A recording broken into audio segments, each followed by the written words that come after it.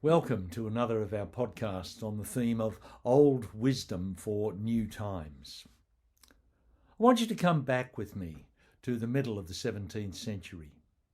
Things in Europe were looking particularly grim.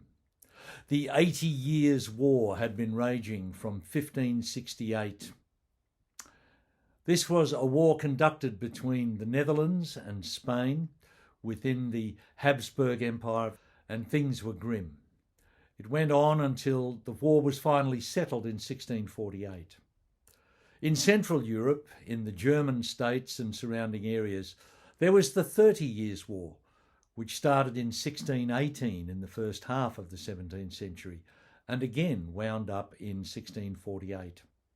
This was a war that was like the continuation of the religious struggles of the 16th century, the 1500s, which was fought between the Catholic and Protestant states within Central Europe.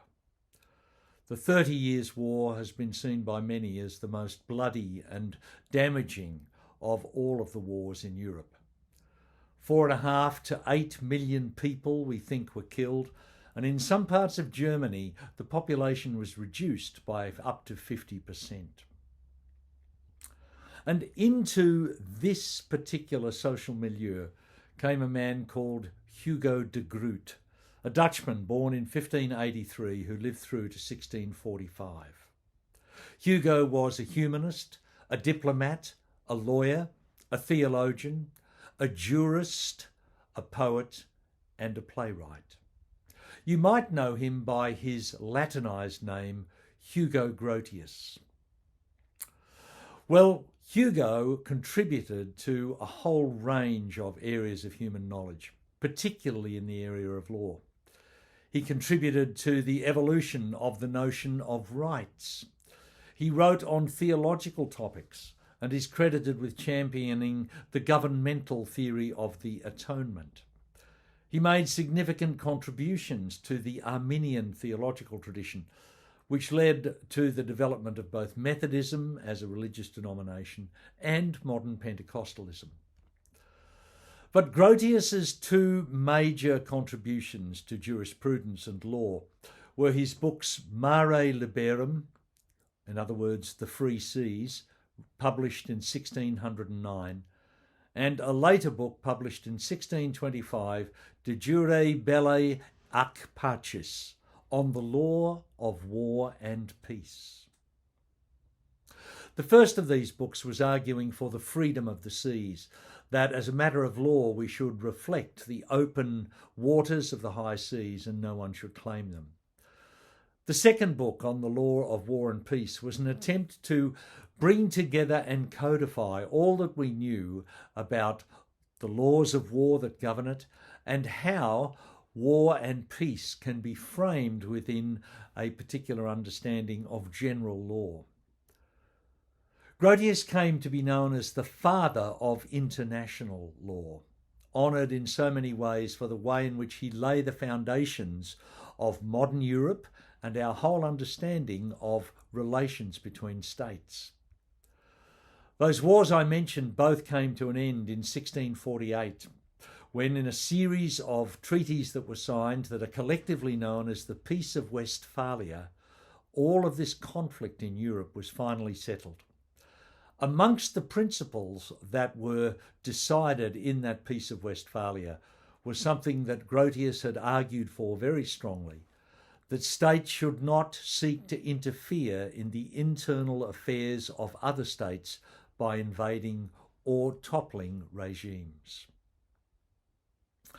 So what does this ancient wisdom from the father of international law have to offer us? Well, at the moment, if you're following the news, you will know there's a lot of conflict and tension in the South China Sea, where China has claimed territorial ownership and sovereignty over vast amounts of open ocean, including some areas that were claimed by other states such as Vietnam and the Philippines. There is a constant tension, and various states, including Australia, are sending warships through the area to try and foreclose or forestall this Chinese claim. And it's significant that this is directly impacted by the ancient wisdom of our friend Hugo Grotius. The second reason this ancient wisdom is useful for us is that as I speak to you sometime before this is podcast, there is a huge Russian army massed on the border with Ukraine, perhaps poised to invade. If you've been listening to the news and reading the papers, you cannot have avoided seeing this. Now, of course, this is directly contrary to the principles of the Peace of Westphalia. Ukraine represents no direct threat to Russia, and yet Russia, for its own purposes, may yet invade that country, to which it is vastly stronger and more powerful. Now, the West is concerned about this Russian build-up and seeks to forestall war in Ukraine, but it is not outraged. Why is this? Well, around 20 years ago, I was in the Bookplate restaurant in the National Library. It was around the time when George W. Bush, Tony Blair and John Howard were looking to invade Iraq. They had intelligence that Iraq was developing weapons of mass destruction, intelligence that was subsequently shown to be faulty. They had failed to convince the United Nations of this intelligence and its reliability, and the UN had failed to sanction their aggression. They were forming what they called the Coalition of the Willing and beginning to plan together to invade Iraq, depose Saddam Hussein, and neutralise these weapons of mass destruction.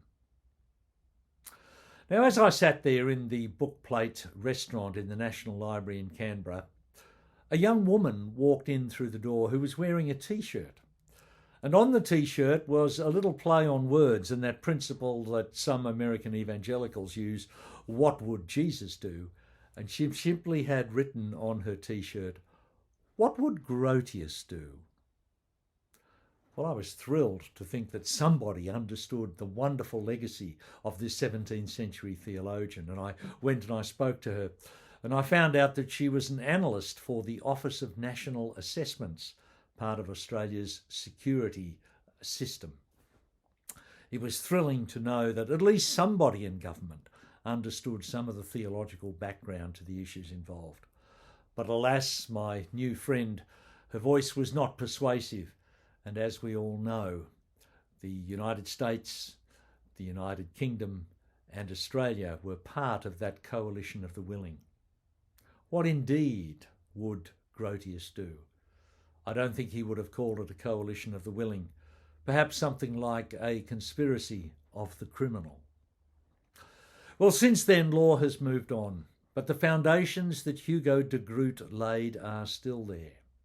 And they are very, very topical. They are impacting us right now in the world. His work has been a great gift to the human heritage and a treasure of the Christian church. Old wisdom indeed for new and challenging times.